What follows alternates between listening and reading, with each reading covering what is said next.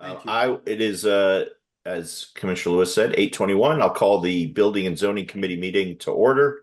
And we have a robust agenda, so we'll jump right into it. Item number 1A. These are zoning hearing board agendas for March 9th, 2026. 1A is appeal number 26-3807, Melrose Development LLC for 7600 Tookany Creek Parkway. I'm going to turn it over to Mr. Diazio for a brief explanation, but I want to remind everybody that this is a zoning hearing board agenda item that we have to decide whether we're going to take no action or oppose at the zoning hearing board. And it is a special exception. It's only a zoning matter, and that is what we're focused on. So there are a lot of things that maybe we have opinions on relative to this development, but this specific matter before us is the request for a special exception. So, Mr. Diazio, will you elaborate on what that means and what that requires us to do here at the Building and Zoning Committee? Sure, absolutely. So, as Commissioner Arman stated, there is an application for zoning relief that was filed by the property owner here, and the zoning application is for a special exception, an amended special exception. So the background here, this applicant has already been to the zoning hearing board to secure their special exception relief. However, there have been some changes to the plan in terms of moving different uses around on the plan. And those changes to the plan were anticipated. The township knew that those changes were in the works.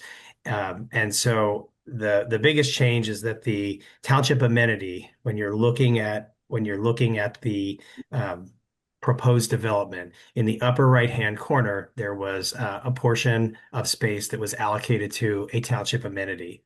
And the footprint of that township amenity and exactly what was going to go there was to be determined.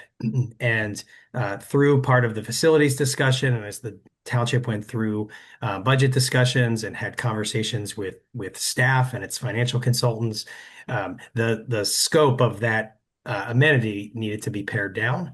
And so as the amenity got pared down, it made more sense to move that amenity internally into the site. And so as that amenity moves interior to the site, that top right corner, when you're looking at the plan, needed to be something needed to go in its place. And so when we talk about the fact that there were some things moving around on the plan and some changes to the plan, it's to accommodate the movement of the township amenity to the interior of the site and to develop the top right portion of the development. So at the Planning Commission, I understand there was some discussion about, what would this township amenity look like? How is it going to accommodate, parking? How many people? What's it going to be? All of those things are really not before this board today, right? The issue that we're looking at is a zoning issue. Zoning looks at the use of the land. So if the applicant goes to the zoning hearing board, gets their special exception relief, we would anticipate that on the heels of that zoning relief, we would receive an application, a land development application. And the land development application would more fully show what the plan looks like. And that application would go through the normal process. It would go to the Planning Commission. It would go to the Shade Tree. It would come to the Public Works Committee of the board. It would go to the full Board of Commissioners for public discussion. So there would be lots of opportunities at future meetings to talk about what that township amenity looks like and what's the landscaping going to look like and what's the lighting going to look like and where's the parking going to be and all of those things. But none of that is before the board this evening. So just as a reminder to the board and to the community, this is a significant redevelopment. It's a very large property. It's in excess of 100 acres, and the development has been done in phases. So the overall sketch of the plan has been approved on a preliminary basis. It still needs to come back to the board for final approval. And then there were three planned phases. Phase one, phase two, and phase three of the actual development. Phase one and phase two have been before all of those groups that I mentioned. Zoning as needed, planning commission, shade tree, public works, and full board. They've all been vetted publicly. There's been public comment on those aspects of the plan. Phase three of the project has not yet been submitted. And phase three, when it is submitted, will be regarding, in part, the township amenity that will be further the subject of discussion. So I say all of that to say, for folks who might be listening in who want to understand, we're hearing things about a pool. What's that gonna mean for Conklin? What's that gonna mean for parking? How big is the pool gonna be? What are the hours gonna be? What's it gonna look like? What kind of features is it gonna have? All of that is a conversation that absolutely will happen. It's just not a conversation that happens this evening because it's premature. The zoning hearing board has to do its work, and assuming that the special exception is granted, we would again expect a land development application, and then there would be multiple opportunities for community input and participation. So that's the context. I hope that helps. Yeah, thank you. That is very helpful, Mr. Diazio. And just to put a finer point on it, when that land development application comes before us, obviously the board has its facilities plan. We have a number of not only financial considerations to make, which goes into this, what the township amenity may look like and may include, how it dovetails with existing facilities like Roland Community Center and plans there for which we've received I believe it's over or at least $1.5 million in grant funding. So there are going to be a lot of considerations at that point and a lot of robust discussion and certainly the board is going to have its opinions and we welcome the opinions of all the residents who are interested in providing that feedback as well. So with the description that Mr. Diazio gave and the description in the agenda, I'm going to move on appeal number 26-3807, the Melrose development, for a vote of no action. Does anyone from the board have any comments or questions on the proposed vote? Commissioner Brockington and then Commissioner Cherko. You're muted. Okay. Yes. Before we voted, though, and I want to thank our president for bringing up Roland Community Center because for me, that's a very important aspect of our township.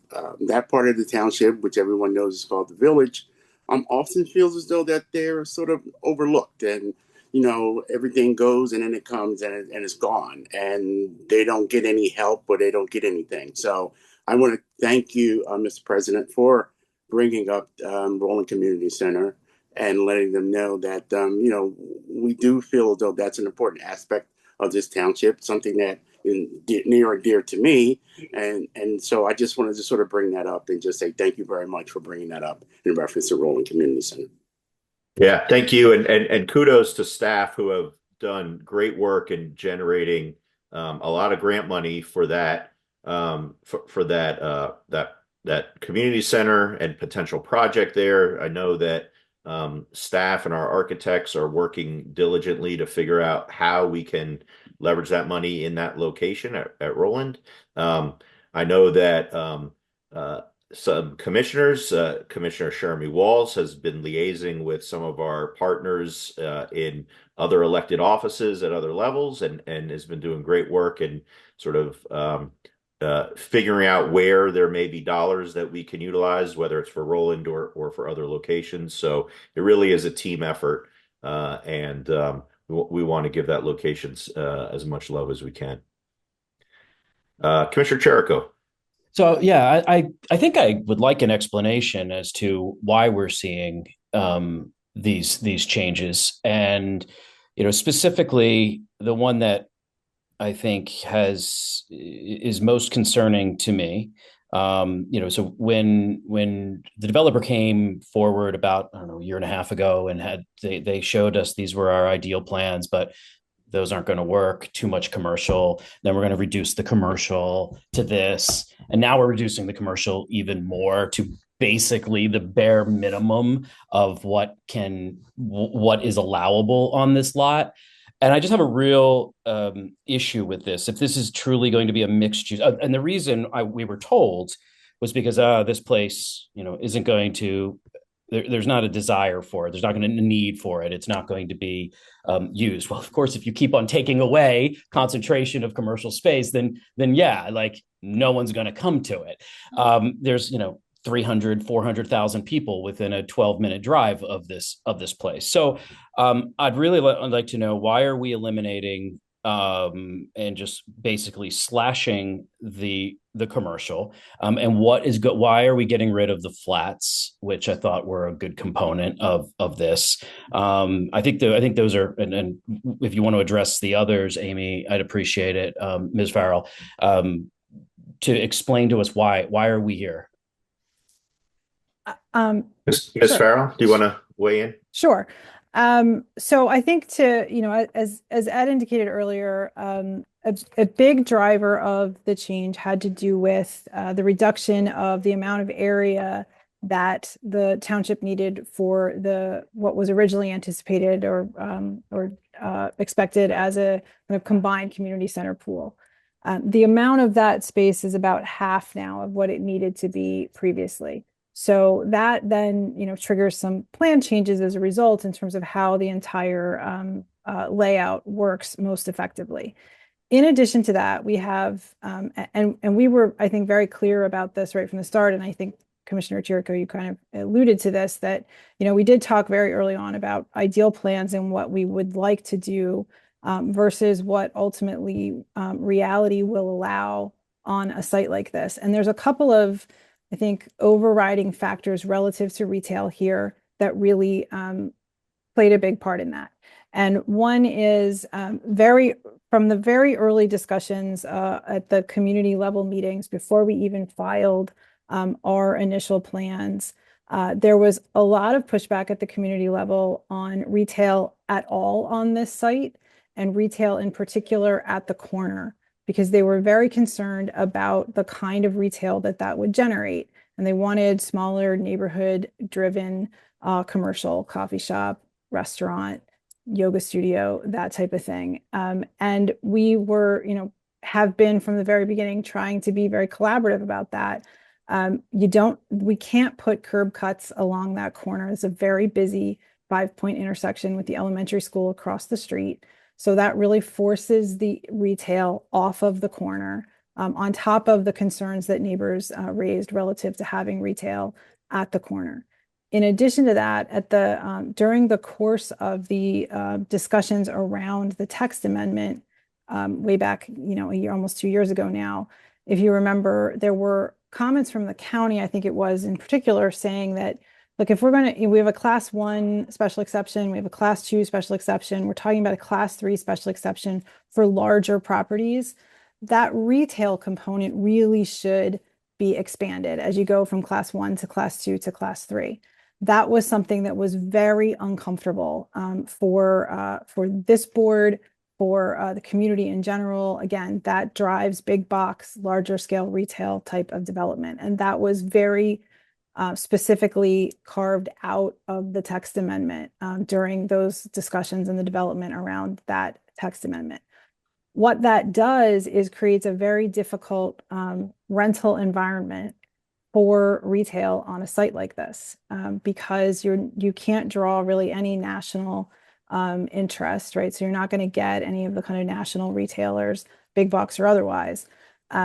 You have to rely on smaller neighborhood level retail. And we are consistently, over the last year and a half, working with several different brokers, commercial real estate brokers in the area who are very familiar with the area, who have consistently struggled with any kind of a plan for more than about 60,000 square feet of retail on this site. And so that's where we are. We're at about 62,000 square feet of retail, which again, it's not nothing. That's 6 to 8 good-sized retail users of a sort of neighborhood scale. So it does get us some of that neighborhood level commercial that we were hoping for, while addressing some of those other issues relative to impact on the corner and where on the site we can otherwise put retail.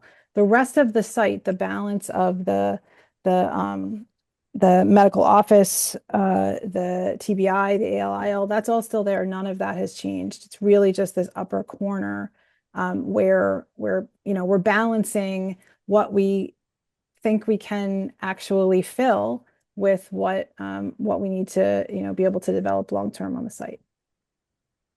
What about the 55 plus flats? That was another one that NVR, the residential builder, came back to us and said that the market for those has just disappeared. They have really struggled to fill those in a lot of other areas. And so they were not willing to move forward with a flat concept at that location. And so why are we adding, I guess the other concern is we're adding more non-restricted residential townhome, right. So we did balance that so that we didn't add entirely just the non-resident or the 55 plus. We took a look at how we could do that so that we were increasing slightly the total numbers overall and balancing that between the 55 plus and the market rate. So for example, previously we had 158 age restricted. We now have 172. So that total age restricted number did go up as well. We had 170 market rate and we're at 198 market rate. So the numbers went up fairly evenly across the two types of uses. I think it's disappointing that the previous board and if I think this may have happened when I had just joined regarding the text amendment, maybe I didn't fully appreciate the what we were doing to cut out larger retail. I think it's a huge loss for our township here, and I understand there's some people who are opposed to it, but we're in the situation we're in because Cheltenham Township has been unfriendly to business in the past, and the fact that and shame on me if this vote came while I was on the board, and I clearly didn't fully comprehend the gravity of this situation, but it is a sad testament to I understand people are going to say not in my backyard. Everyone's going to say not in my backyard. It's what we're always going to have. And that's why we're in the financial situation Cheltenham Township is in right now, because we said not in my backyard. And so I'm saddened when I see this project because it isn't what it could be. It isn't what it should be if we're going to push for walkable communities. If we're talking about smart development, there should be more retail. And it's sad to me that this is where we are, because it had an opportunity to be good, and I think our board missed an opportunity to really drive home smart development, and that's all I got to say. Thanks, Commissioner Cherico. Commissioner Stein. I'm also a little disappointed in the reduction in the retail. I understand that you meet your special exception guidelines, and so I don't see how we take any action against the special exception. But the previous plan with double the size retail, I think at least was more of a draw for people in the walkable neighborhood. And then I think we'll need to talk, of course, during land development about how we make sure people know that that retail is there because of the large setbacks, which will shield it from the street. And then thank you for clarifying about the split of the regular unrestricted housing and the 55 and up. That made things easier to understand. Thank you. Sure. And I do just want to clarify one thing. We're at about 64% of the retail that was previously shown. So it's not cut in half. Okay. We tried to save as much as we could. The other thing that we did, and again, you all know I live in the township. I live not far from here. I would have campaigned for much different kind of retail on this site. It's just not it's not allowed in the ordinance. But one of the other things that we did relative to the layout with the retail to try to capture as much as we could is in the old plan, there was a fair amount of second floor retail in that layout. And as a result of that, it really that was a less sort of activated type of retail than you're going to get at the ground level. So here there is one of the buildings does have a second floor, but we tried to concentrate as much retail as we could on the first floor, which is how we were able to stay at about that 64% level, even while sort of reducing overall the total retail on site. So I just want to import onto everybody that we didn't just kind of take a red pen through it and slash it all. We did really kind of think about how we could, based on the layout of the site, the location of the township amenity, access points, and discussions with brokers, how we can build retail that we're comfortable will actually be able to fill. Because I don't think we're going to do anybody any justice if we build buildings that we can't get anybody into anyway, right? I mean, that has its own problem. Thank you, Amy, or Ms. Farrell, excuse me. Commissioner Shermy Walls. Hi, Ms. Farrell. It's nice to meet you. I echo what Emily and Jeff said about sort of like disappointment, and I appreciate your explanation of it. And I understand that this is something that we'll talk about further in land development, but I want us to be very, very conscious of whatever that amenity for the township ends up being. The visibility of that on the corner was really attractive if it was going to be something that was offered to folks outside of this community. And the fact that that is being moved is also very disappointing to me, because I think if it's a little more insular in the community, it's not going to have quite the same impact. So I just wanted to say that, make sure that we're all conscious of like that's going to be a real issue as we move that location of that amenity. Appreciate that. And certainly during land development, I mean, I think one of the next steps for us as we come in with phase 3 is really looking at the plaza layouts along there. They were very different previously. We're looking at how we can make better connections at the corner by providing some plaza spaces at the corner that tie in to the trail system and the sidewalk systems, so that folks don't have to walk all the way along a road to get into the site. So that if you're coming from, sort of over Ashbourne Meadows, down near the village, et cetera, kind of over my way at the old Ashbourne Country Club, you can come in we're looking to make those physical connections for pedestrians kind of at the corner and into the site to help bring folks through.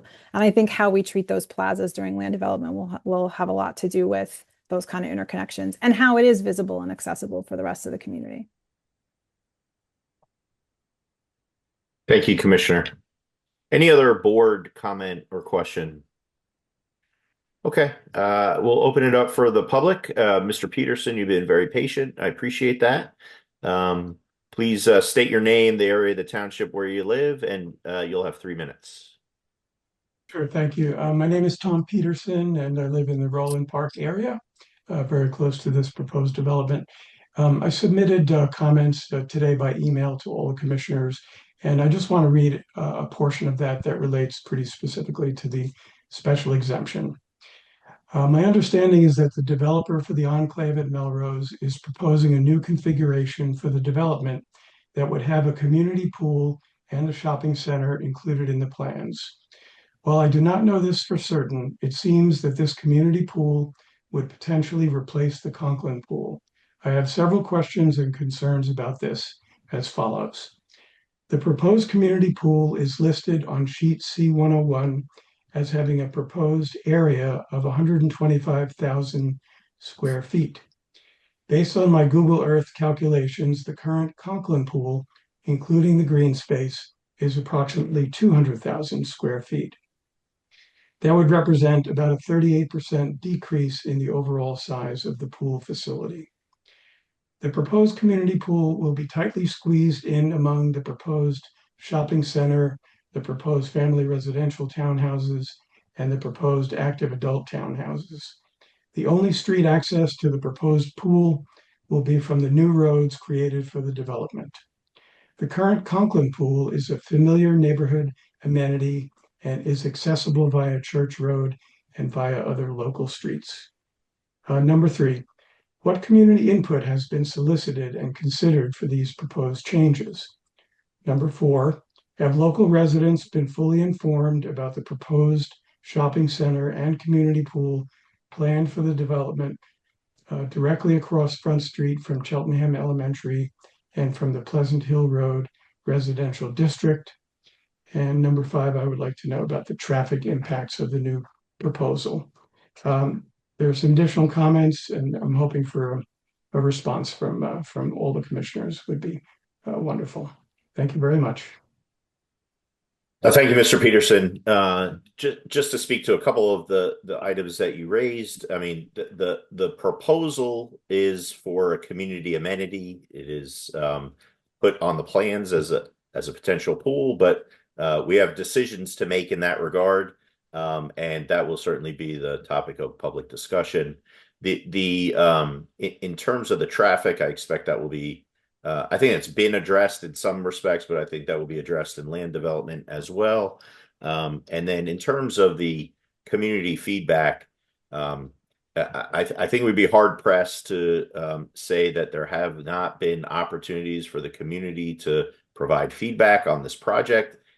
It's the developer had meetings with the neighbors very early on. This matter has been before us at least a half a dozen times with public comment. In fact, Mr. Peterson, your public comment several times. So the fact is, this development is not a secret. It's out there. It has been presented to the public, and there's been ample opportunity to respond. Okay, next, I'll go back to Commissioner Brockington. Yeah, Mr. President, just as a note of, Amy, you and I and the developer, I think we had 3 town hall meetings in reference to this development. Was that correct? 2 or 3? I think it was 2. There were at least 2 in person. There may have also been an early on Zoom. Yeah, I think we had 3 town hall meetings in reference to this development. So the public has been aware. So I just wanted to make that point, Mr. President. Thank you, Commissioner. Jamie, your hand is up next, and then Mr. Friedman. Hi, this is Jamie from Roland Park. So I think that honestly is I'm getting frustrated listening to this. So I have been part of all these meetings. I've been listening to and attending these meetings. And I think the frustration is at some point there is communication that there's a shift to the community property. Mm-hmm. And because of that, they're asking for a zoning change. But where did the township amenity change happen? Like, has there been a conversation somewhere that maybe I missed that was, hey, we're going to make a change to the township amenity, and that therefore it's going to be smaller than it intended to be. So I think the struggle is, where's the conversation from a commissioner's perspective happening on the township amenity, and how is that getting to the community? So then when we hear about the zoning change, we can connect dots to say, oh, okay, they've decided the township amenity is going to be smaller. It's going to maybe not require that corner property anymore. Again, that could have happened. I mean, maybe that was on a budget meeting or something, but I can tell you that I have been actively listening and engaging in these meetings. And so I think this is a significant change. And I think it would have been helpful to have the community made aware of what the decision was. Why are they asking for the zoning change? Maybe that is just like an email within this agenda, but I think something that just helps explain to those that have been following why there's been a change. Thank you, Jamie. Commissioner Brockington, were you trying to interject there? No. Okay.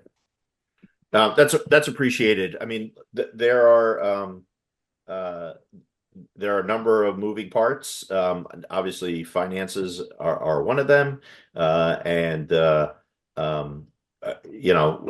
in terms of the community amenity, the idea of having a community center and a pool potentially, again, no decisions have been made, was an infeasible financial endeavor. Especially because we have funding for Roland Community Center simultaneously. So there's a lot of considerations that were taken under advisement. And again, no final decisions have been made on the pool or what it's going to look like, whether it's going to replace anything, but that's part of the that's been part of the process. Carl Friedman. Hello, I'm Carl Friedman. I live at 7708 West Avenue. I've been a resident in Cheltenham for 25 years now, and I'm a vice chair of the Planning Commission. Thanks for your service, Mr. Friedman. Sure, thank you. I'm not going to mince my words here. This is an unmitigated disaster. I'm an architect by training as well. The planning changes involved here are turning what was a respectable site plan with community at the corner and a much larger retail that could actually draw a significant number of people to the site, to getting a look at the backs of a bunch of houses with plazas on the street that no one walks on, to a pool that's crammed into a community that's not going to be used for 9 months out of the year. And quite frankly, I don't think this has been well communicated, because sitting on the Planning Commission, I see everything. And we didn't see this until it was in front of us 2-3 days, the package was sent to us. I am vehemently opposed to what's going on here. This is not what modern communities do. This is not how we develop walkable and transit-oriented facilities. This is just wrong in so many ways, and I just can't put it any clearer than that. I was talked off a ledge. I was going to recommend passing a motion for not recommending this, and I'm voicing my opinion here because we were told that the limited scope of what was before us was not really an appropriate motion. But I'm just telling you right now, I'm going to fight this every step of the way, because this is not appropriate. Thank you for your comments, Mr. Freeman. Lest we forget, these changes are but a part of the overall development, which includes significant medical facilities, trails, other residential development, it is a much larger picture than that which even we're here about tonight, which is the zoning question for a special exception. So, Commissioner Sharmi Walls, yes. Sorry, I can't help myself. I'm going to say one additional thing. While I appreciate what you're saying, I also think that this is a critical project for the township right now, and the pressure is on us to get it right. And so we should not compromise on these things that are very important to members of the township, because other parts of the development are good.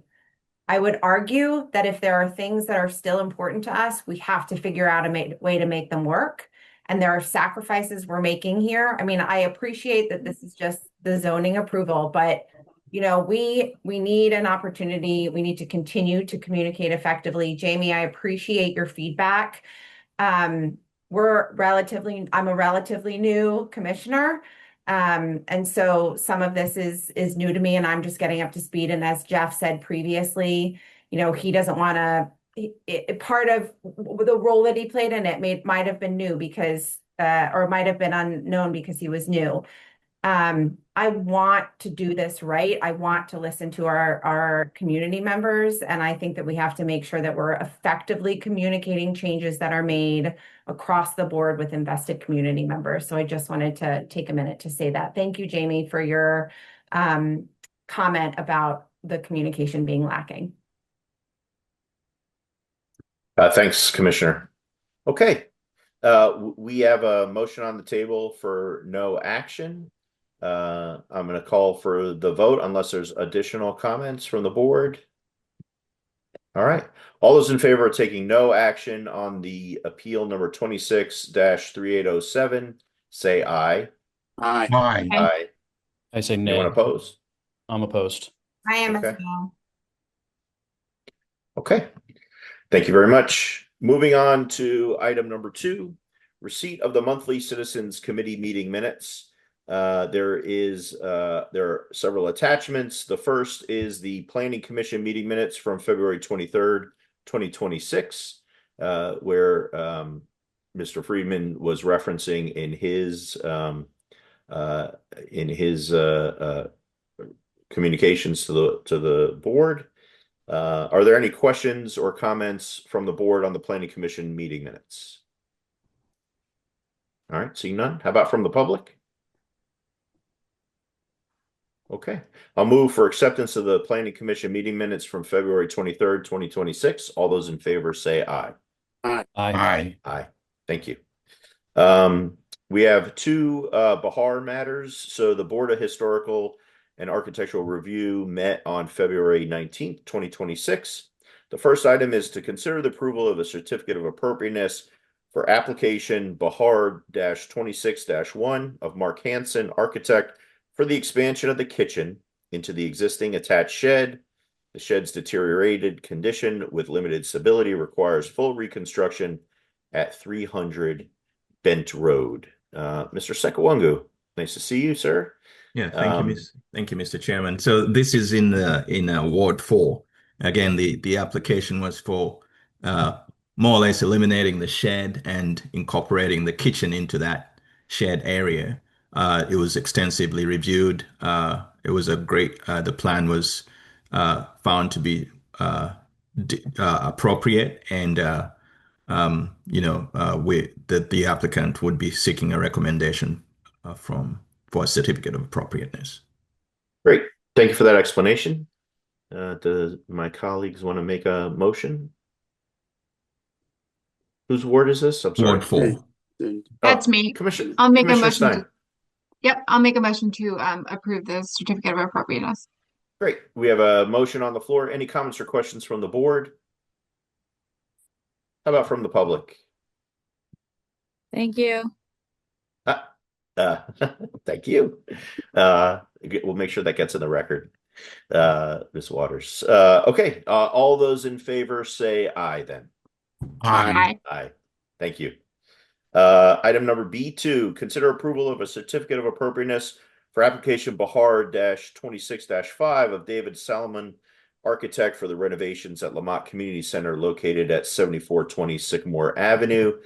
Mr. Sekawungu, is this just a continuation of the discussion we had in the last meeting with Manager Elliott? Yes, Mr. Chairman, and it's in Ward 3.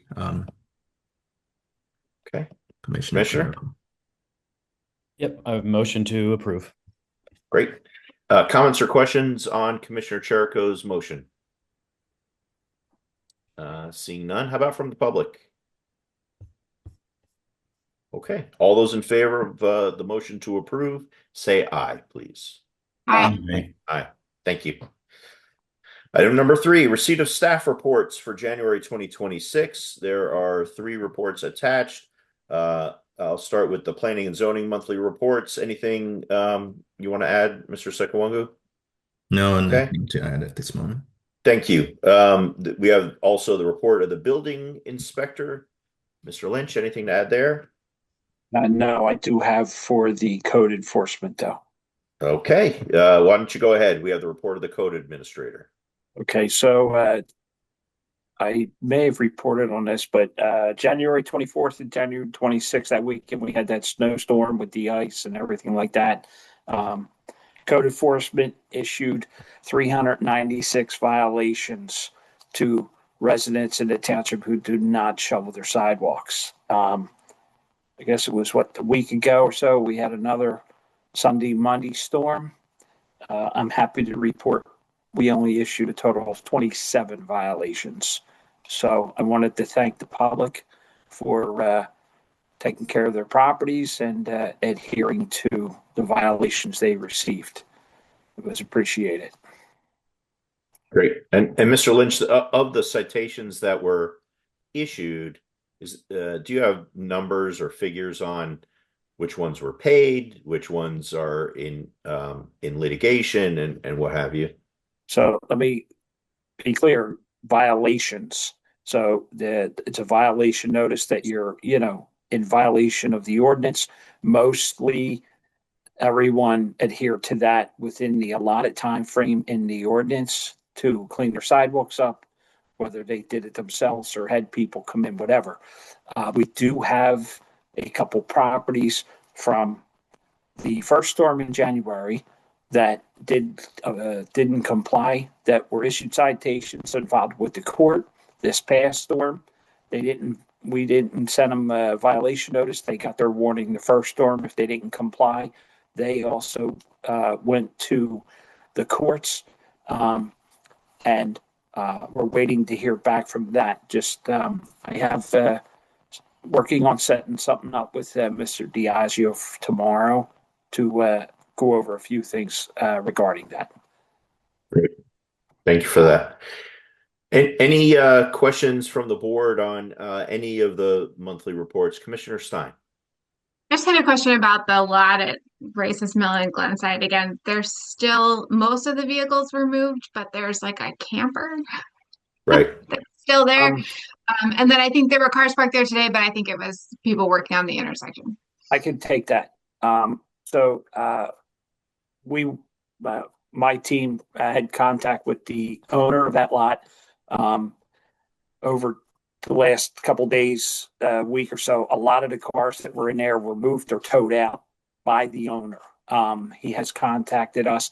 That camper that's in there was delivered overnight. He has no ID on it, so I'm working with the police department on running the tag that's on it and trying to locate the owner. The current owner is working with us. He's just waiting for the okay to take it out of there because he doesn't want to end up taking, something like that and then end up in a legal battle and all that. So he's working with us diligently on this, and it's very much appreciated as far as I'm concerned. Okay. And then can we make sure so that we don't have that happen to us, that we get those chains back up across the lot so we don't end up gifted campers? Yeah, absolutely. As soon as we can get it cleared off, I'll reach out to Bo and we'll get this, closed off as soon as possible.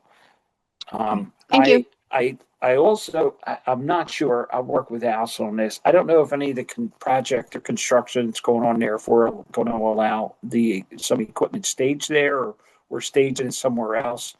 But either way, we'll get it cleaned up. We're almost there. One more thing to come out of there, and then we'll get whatever we have to do to close it off. Okay. Thank you. Thank you, Mr. Lynch. Thank you, Commissioner Stein. Any other comments or questions from the board on the staff reports for January 2026? How about from the public? Okay. Seeing none, all those in favor of accepting the staff reports for January 2026, say aye. Aye. Aye. Thank you.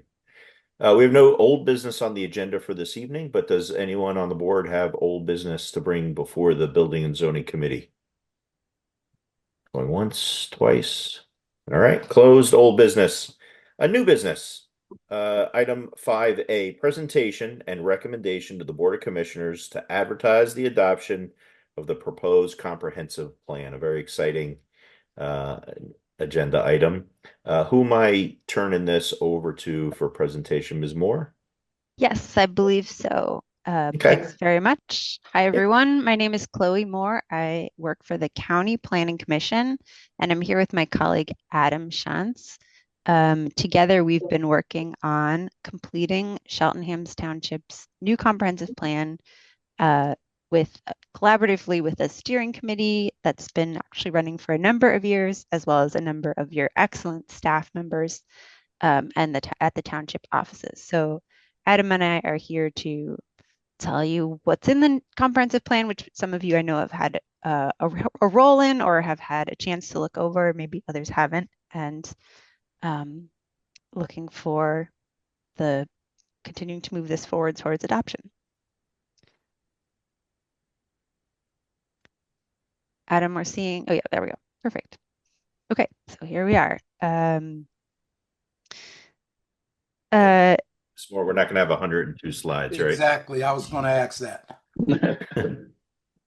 Well, you can let me know, but I think we're going to go through things quickly. But if you don't want to do the whole plan tonight, we can also do it differently. Yeah, so I think how we'll do it is if you could give us go through the slides that you think are the most important and give us a summary, that would be ideal. And then we have obviously an opportunity to review the document. The public has the opportunity to review the document, and we'll be back because this is just a recommendation to the full board, and we'll be back in 2 weeks to perhaps ask questions or get additional information as necessary. Sounds good. Thank you. I'll frame it in the beginning. So there is a state code that authorizes municipalities throughout Pennsylvania to have planning and zoning, and that part of that requirement is to have a comprehensive plan and to revisit it every 10 years. The current township plan was adopted in 2005, so we're looking for a new one. Next, please. The draft plan has 8 sections, which we were thinking to touch on each very briefly tonight, but they're all on the township website, so you can see. The state planning code has certain requirements of things that are supposed to be in the plan. These are all covered in the plan, but there's very little instruction from the state on how to cover them. You don't have to have them in a particular order or what you're supposed to say about each. So that's a process that's sort of worked out with the community based on the current needs and how that all works. And a comprehensive plan, you talk with the public, which we did, look at the data, best planning practices, come up with a vision for the future of the township. What do you want the township to be like in the future? And then the plan contains goals, recommendations, and strategies to get to that vision. And those inform all of this various types of planning work and other township work. So I'm going to hand it to Adam to go through some of the content of the plan. Yeah, I'll try to make this relatively brief, but basically the introduction basically just frames the planning process, geographic and historical context, and provides demographic and housing data and discussion. And then ultimately it arrives at guiding principles and visions. So we'll kind of just quickly go through this. These are some examples of some of the demographic information that you'll find in the introduction.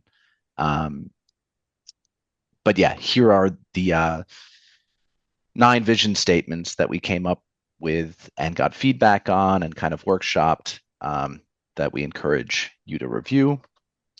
The next section of the plan is around land use. So land is used in a variety of ways, and it affects a mix of activities occurring in the township, the tax revenue that's collected, where people want and need to travel, and how they can get around. So it tells the story kind of the past to the present, and it impacts the future. These are just examples of some of the goals. The mix of Cheltenham is to the left. We have another graphic in the plan that explains this, but I'll kind of just go through quickly to, this is the existing land use in Cheltenham Township, and you can see it categorized by residential to the left. Then it goes into kind of commercial uses in the central area. Institutional is definitely one of the higher uses in Cheltenham, about a little over 16%. So that can definitely impact the tax base. And then you can also see open space here at the bottom. And Cheltenham has surprisingly, for such a built-out place, a good amount of open space. Then we work to develop a future land use plan.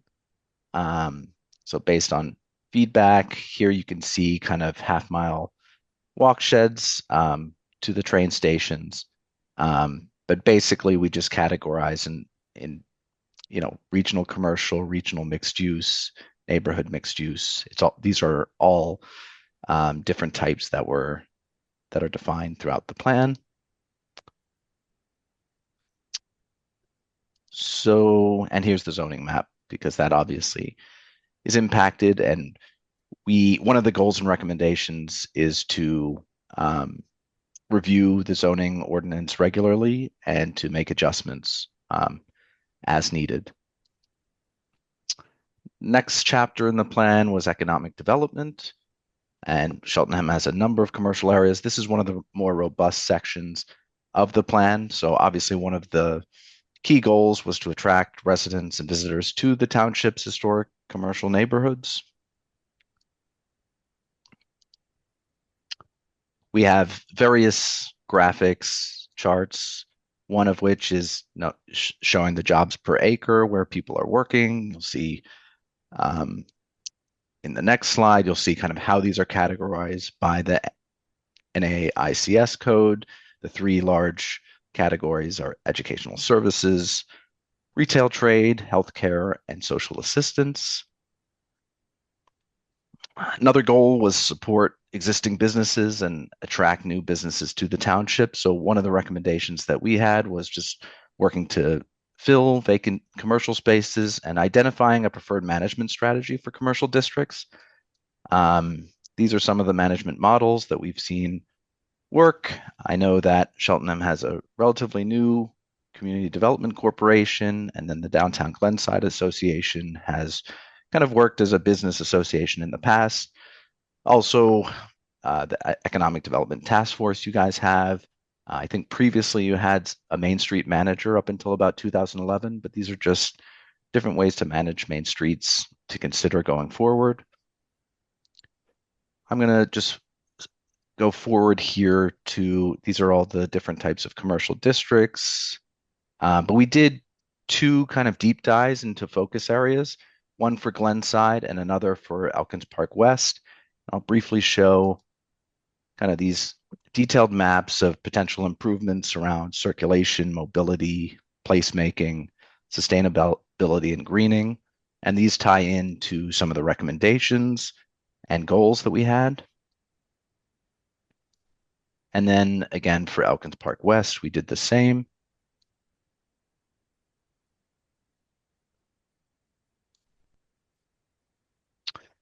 Then next chapter was community and neighborhoods.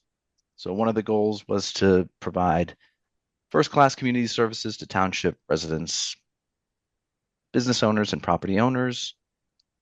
You can see some of the recommendations to the right. We made a community facilities map. We did not make, a specific goal around the facilities plan that you guys have been working on, but we do, briefly reference to adhere to whatever is decided there. And then just some data that we have just around housing types in Cheltenham, median sales price. This comes from county data, so it's up to date. So it kind of shows the percent change in the last 10 years in median housing value in Cheltenham, which compared to surrounding municipalities has been a pretty substantial jump. And then this is breaking down the median sales price by different housing types from single family detached. This is Cheltenham versus Montco. Cheltenham's in red, Montco's in yellow, but single family detached is the straight line, single with no breaks. That's single family detached. Single family attached is the kind of larger segment lines that are broken, and then the dotted line is multifamily, and these are median sales prices. So you can see for the last 20 years how that's changed in Cheltenham versus Montgomery County. More for reference, median rent and the percentage of households that are renting. Cheltenham has higher percentage in Montgomery County of households that are renting. So that's something to consider when making planning decisions. And then this is interesting, the forecast housing needs. So DVRPC has done a forecast for all of the municipalities and all of Montgomery County. And so they've projected that by 2050, Cheltenham will reach about 40,000, a little over 40,000 people. So almost reaching its peak population. And you can see kind of what that would mean for housing units, kind of the number of housing units that are needed, about 1,344. As of the writing of this plan, there had been 460 land development units proposed, most of which at Melrose Country Club. So you can see there's still work to be done in potentially meeting the need per DVRPC. Then some other goals. Encourage the preservation and use of historic properties and landmarks within the township. I think the township has been doing a pretty good job of that thus far, but there's still a few properties that where that could still happen. This is a map showing the historic districts and also the structures by year they were constructed. So definitely interesting data. More goals here. Just information about the public school. And yeah, another goal to promote knowledge and recognition of the significant events, cultural backgrounds, and trends in Cheltenham's history. Here's a list of properties and the historic districts that are on the National Register, including Linwood Hall that was just added this past August. And we have another map of these properties in the plan. And I'll pass it off to Chloe. All right. The last parts of the plan are the sustainability chapter, which I think this is obvious, but for each of these goals that are stuck in this presentation, there's lots of recommendations and strategies that go with them that we didn't put on these slides. So you can go to the next slide, Adam. So the first goal is about recreation and trails and connections. So that you can go to the next. There's a map showing the park spaces and another showing the existing and planned trails and existing sidewalks. There's a goal related to tree canopy. Next, then a map about that.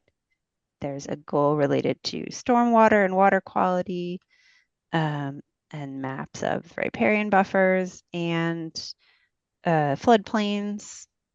There's a goal related to land development and usage of land and landscaping that benefit the natural environment. There's a map showing heat islands in the township. There it was. And there's a goal related to energy efficiency and renewable energy, with a bunch of goals and recommendations and strategies, including that the township lead by example. So this graph shows greenhouse gas emissions by source as of 2019 as estimated by DVRPC based on a ton of data. I think it's kind of interesting that the combination of residential energy use from all sources is actually, this is not energy use, it's emission. So the emissions from residential sources is only slightly higher than the emissions from transportation, which is slightly higher than the emissions from non-residential building energy. And then the last slide for the sustainability chapter is around waste. And then the last content chapter is transportation.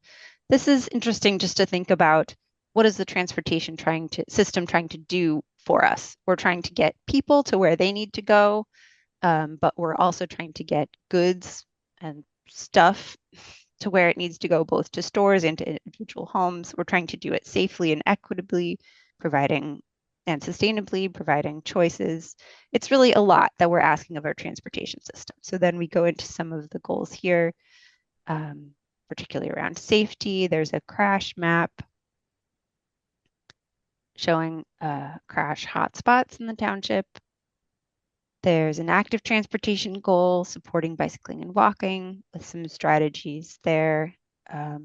This map is a little bit of analysis, so it's showing public schools, commercial areas, community centers and libraries, and regional rail stations. And so the number of those destinations that are near any area results in like a darker color. So you can notice where there are, say, missing sidewalks in an area that's close to lots of those destinations. This might be a tool that could be useful.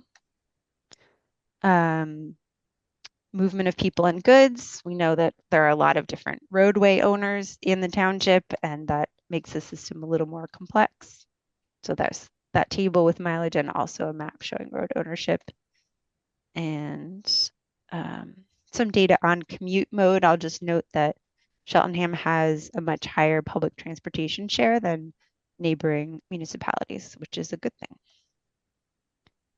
And then the last goal is specific to public transportation, while the township's own ability to take action on public transportation is limited. There's things that can be done around supporting the infrastructure nearby and ensuring that trails and sidewalks and bicycle infrastructure, if there is any, reach to locations that connect with transit, for example. So there's some ridership data in here, a map of the transit system as it touches the township. Okay, then we get to implementation. The implementation chapter has 3 important parts. The first is a very large table that goes through all of the goals, recommendations, and strategies from all of the previous chapters. For each of them, it talks about what type of implementation it is. Is it going to be education? Is it going to be planning? Does it involve one of your appointed committees, task forces, etc.? Could it involve capital investment? Could it be done in part by private development? Priority, how long it might take, and partners. All those acronyms are listed in a table there. So that's kind of the meat of the implementation chapter, but there are also the 9 vision statements that Adam talked about in the beginning of the plan. Each one of those is pulled out here with a few top recommendations and strategies from that table that are most related to those vision statements. So that's kind of a Cliff Notes version to call out a few particular things. Yep, like that. And then the final part of the implementation chapter is a large number of grant programs and other financial opportunities that might be useful in trying to accomplish some of these recommendations that are in the plan. So here's just 2 examples, but there's a whole section on that in the implementation chapter. That's the end of the plan. The appendices just note first that we did a bunch of public engagement throughout the plan process. There was an online survey way back in 2021 asking lots of things, including for people's thoughts about commercial areas and transportation. There was a virtual workshop in 2022. We held an open house in 2024.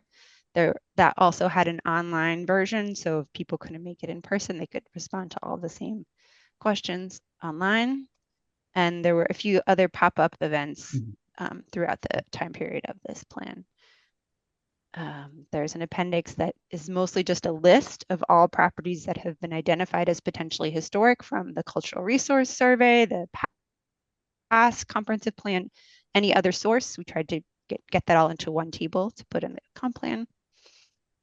Then the next appendix is potential stormwater projects. As you probably know, there's always a benefit to list specific potential projects in a large comprehensive plan like this, because grant programs usually ask, is your project listed in a plan that the township has adopted? So we worked with Samantha Brinker on finding a list of potential projects. It does name in here, the township may not be able to complete every single one of these projects. These are potential, project ideas. And then the final appendix does the same thing for transportation projects. Again, if you're seeking to try to get one of these projects on the Regional Transportation Improvement Program, the TIP, or get other funding, it's beneficial to have them listed. These are in 3 categories. The first 8 projects are like vision projects, the hugest project, 9 large projects, and then finally 7 other projects. And we did talk these through also with the Township Planning Commission. And the last slide here just lists the steering committee members who are participated in the plan. Those who are highlighted were super participators who came to really a lot of meetings over the whole course of this plan process. And that is it.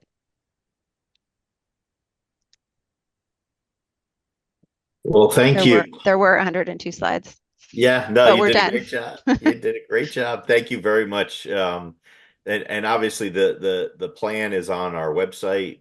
Everyone has the opportunity to look at it, but clearly just a ton of work and collaboration put into this plan, which I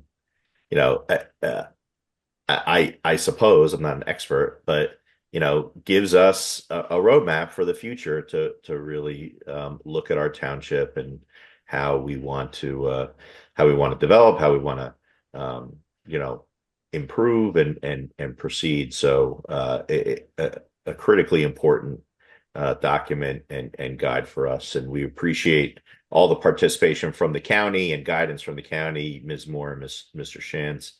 And I'm sure we'll have some questions for you both tonight and going forward. But we'll start tonight with Commissioner Shermy Walls.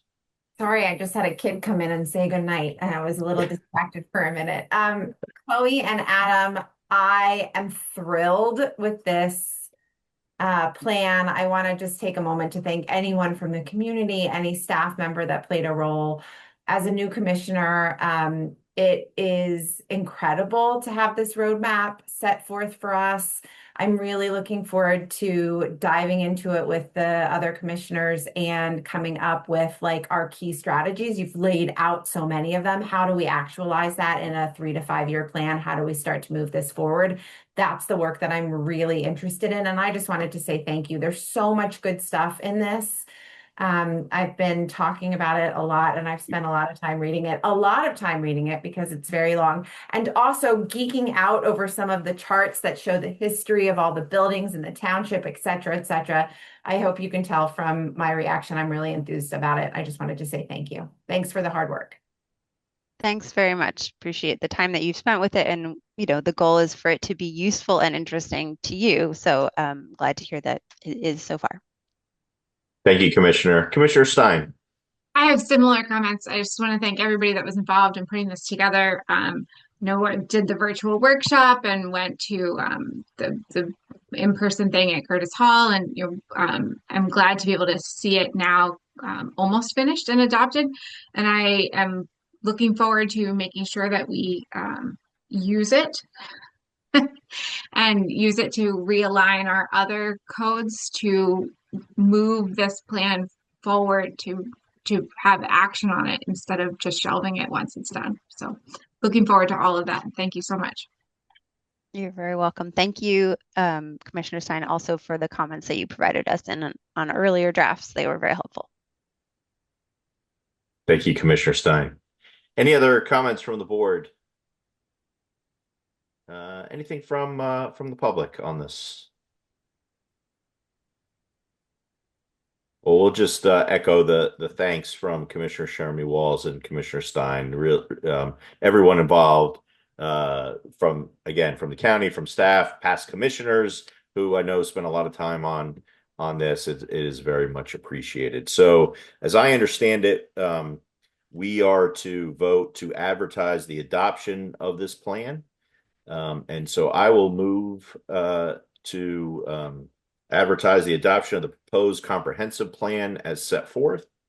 And we'll revisit it at the legislative meeting. Any comments or questions on that motion? All right, seeing none, all those in favor say aye. Aye. Aye. Aye. Enthusiastic ayes. Thank you very much. Absolutely. And again, thank you to you both, Ms. Moore and Mr. Shantz. Appreciate it. You're very welcome. Okay. Thank you. Any other new business for this evening's Building and Zoning Committee meeting? All right, we'll close new business. Open it up for citizens forum. Anybody from the public interested in speaking at citizens forum? Ms. Melton, welcome back. Hello. I'll make this brief. Today, I got into a conversation with a Lamont resident, and they live on the other side of Lamont, toward Broad Street. I listened to Commissioner Stein and Mr. Lynch talking about the removal of, I guess, abandoned property. Well, I'm trying to get my words together, but I'm going to say it like I usually say it. Lamont is not the dumping ground. Cheltenham is not the dumping ground. We want people to come into our community, but we have to keep it presentable. Now, a while back, there was a boat on the pavement, and then it disappeared. And if I heard my neighbor, and I'll call them my neighbor because we know each other, correctly, the boat now has appeared on some other property. And it seems as if when they call, there's no way to figure out who owns it, but that's just like a car. Now, it took about 4 or 5 years, and I go by winter times, for abandoned buildings, abandoned vehicles to be removed from the lot that's in Ward 4, that's adjacent to the historical district. I'm bringing this to your attention because that person is thinking, and I don't blame them because I probably would do the same thing, of looking into why nothing can seem to be done about it, and maybe calling PennDOT or the state or whatever. And that's their choice to do. I'm just bringing it up now because in listening to this meeting, there seems to be a way to identify the person, tell them to come get their property, remove it, and if the township has to charge them, do so. But it shouldn't go on to that person that has been violated. Now, the only other question I have, which may not be able to be answered, is does anyone know the status of B&D Street? Last I heard it was in the court system, but it's a serious eyesore. It's our birthday. We're going to 250-year celebrations. And Lamont is right on the borderline when people come in. We have different functions. So do you know the status? So thank you, thank you, Miss Melton. What I would, I'm going to turn over to Mr. Lynch for a response to the extent he is able to. But in terms of the abandoned vehicles, whether it's a boat or a car, those should indeed be reported. I'm sure you've done that, and we'll continue to be diligent to tow those items when they meet the legal requirements. But in terms of the second question, Mr. Lynch, do you have a comment on that? Yeah, that's fine. Good evening, Darlene. So two things real quick. The boat issue, if you could reach out to your neighbor that you had the conversation with, guide them to. They told me they reached out, and I don't know if they're on tonight because I actually told them, come to the meeting, voice it and you can explain yourself. I think they did make a phone call. I will call them because we exchanged phone numbers. I'll call them and tell them you have to take some type of action because Scott, you know me, I will call because I was calling about those other ones. So that issue probably will get handled. But can you say something about B&D Street, or is it still in the court system?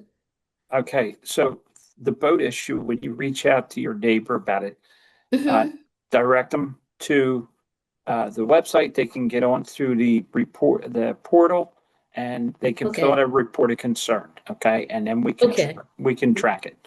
All right. Okay. The second thing regarding B&D Street, what I can say to that is that citations continue to be filed with the courts. What we have been told from the courts is they're waiting to have the owner reach out to the courts.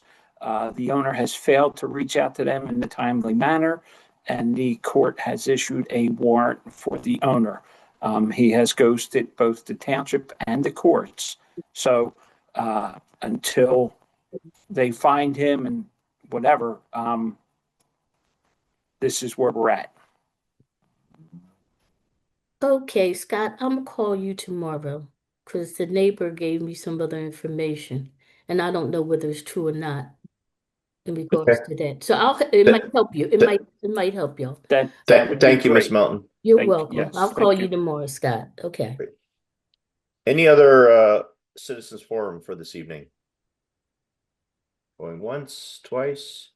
All right, we'll close citizens forum. It is 9:36, and I'll move for adjournment of the Building and Zoning Committee meeting. All those in favor say aye. Aye. Aye.